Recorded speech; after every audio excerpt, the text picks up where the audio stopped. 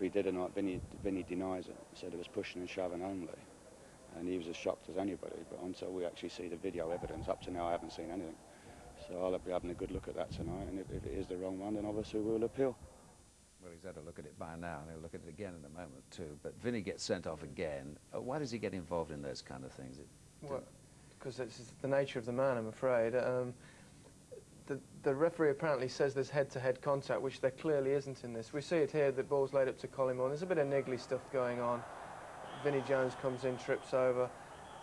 There's nothing really nasty there, but then all of a sudden the temper's thing. And then Vinnie Jones runs from about 5 yards away, and the head goes in, but it's nowhere near Collymore's head, and it's probably not the worst thing he's ever done. But why is he getting himself involved? He's giving the referee the opportunity to victimise him. He was actually trying to separate them in a strange sort of way. Possibly, and I think he's unlucky to be sent off, but he shouldn't give the referee the opportunity there was to do it. no need to separate them, was there? No, with his track record, I cannot believe how Thorne and Collymore didn't get booked. Yeah. You know, if you send Jones off, you've got to send the other two off. And another day, the same incident, you might have got 3 bookings. Yeah. He's done no worse than the other 2. All right. Well, the better news for Wimbledon, of course, is that they're up there near the top, 3rd. How do they keep doing Team spirit. Tell you what, yeah, if you've lots got, of teams have team spirit. No, not as good as they have. If you have tremendous team spirit, it's worth 10 points a season a start. With Liverpool, that was one of the reasons we had so much success.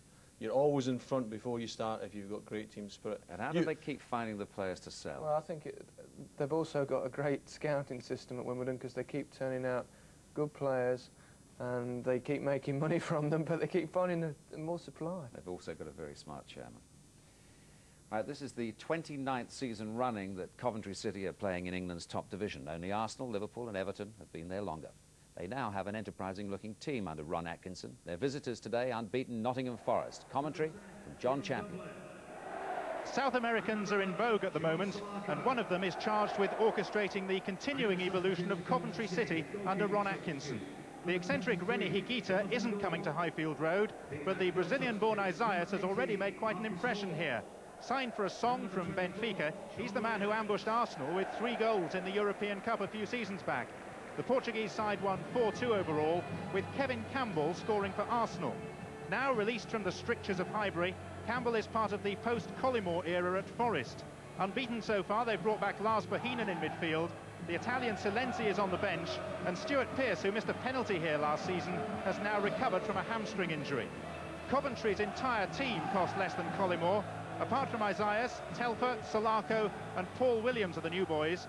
In fact, 7 of the players have arrived in the 7 months that Ron Atkinson has been in charge.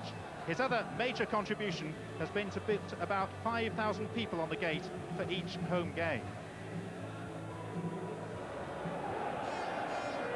The referee for this Midlands derby is a Midlander, Peter Jones. Forest are defending the longest unbeaten run in the Premiership, stretching back 17 matches to mid-February. Coventry have somehow flirted with and avoided relegation so often in the past. Now they have a whole new outlook, like their manager, based on flamboyance.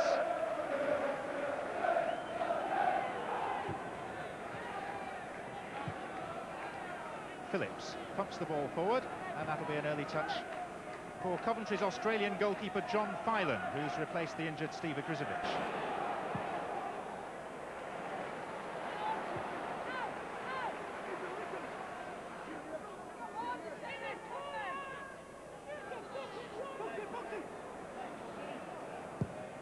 Brian Burrows. Dublin on that lateral run. What a header! Oh, splendid header by Dion Dublin. And they love him in the sky blue city. They're hoping that their fortunes will reach sky high with the number 10 in sky blue. There was the cross from Brian Burrows, the longest-serving Coventry player. Fully 50 yards.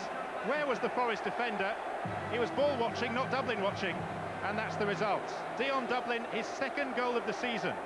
Burrows, the creator, helped, aided and abetted by the Forest centre-back.